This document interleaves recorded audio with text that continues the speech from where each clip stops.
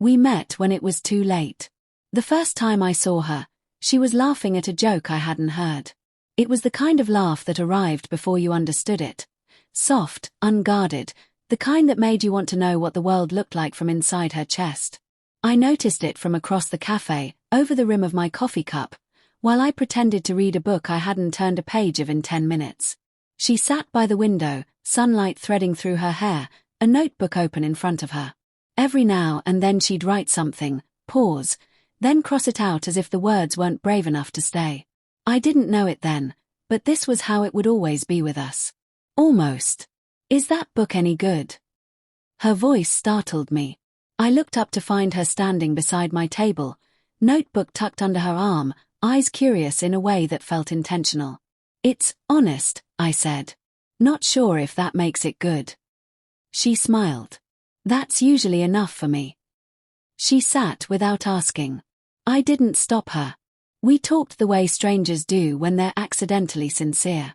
About the city, about why cafes felt safer than home sometimes, about how certain songs could ruin you for an entire afternoon. She told me her name was Elena. I told her mine. Neither of us mentioned the rings. We started meeting by accident that wasn't really accidental. Same cafe. Same window seat. Sometimes we talked for hours. Sometimes we sat quietly, reading our own books, sharing silence like it was something delicate. She never talked about her husband. I never talked about my fiancé. But they existed, in the careful way we avoided certain topics, in the way we never touched, in the way we both checked our phones before leaving.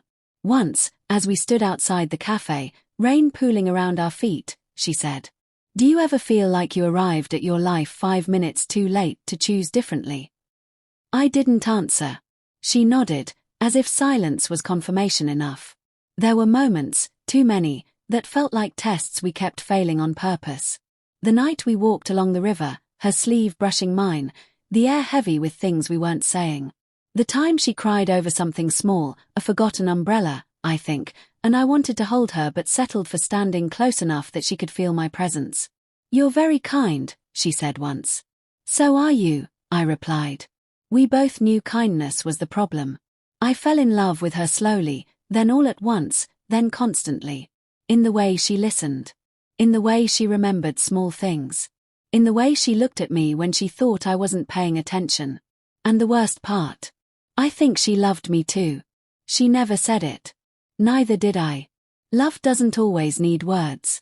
Sometimes it survives entirely in restraint. 5. The day everything almost changed.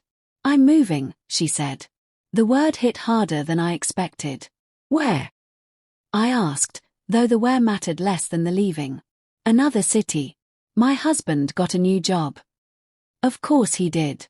We sat in silence, the cafe noisier than usual, like the world didn't know how to behave around our grief. "Say something," she whispered. "I wish I'd met you earlier," I said. She closed her eyes. "Me too." That was the closest we ever came to crossing the line. Our last day was painfully ordinary. No confessions. No kisses. No dramatic running through the rain. Just two people sitting by a window, pretending this wasn't an ending. At the door, she hesitated. "If things were different," she began. "They weren't," I finished gently. She smiled sadly. "I'll remember you." "I'll remember you better," I said. She laughed, once, then walked away.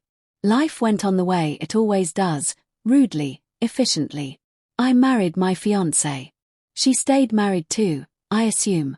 Sometimes, years later, I still think of her when I hear laughter from across a room. I don't regret loving her. I regret the timing. Because some people don't come into your life to stay. They come to show you who you could have been. If the clock had been kinder. We didn't fail. We just met when it was too late.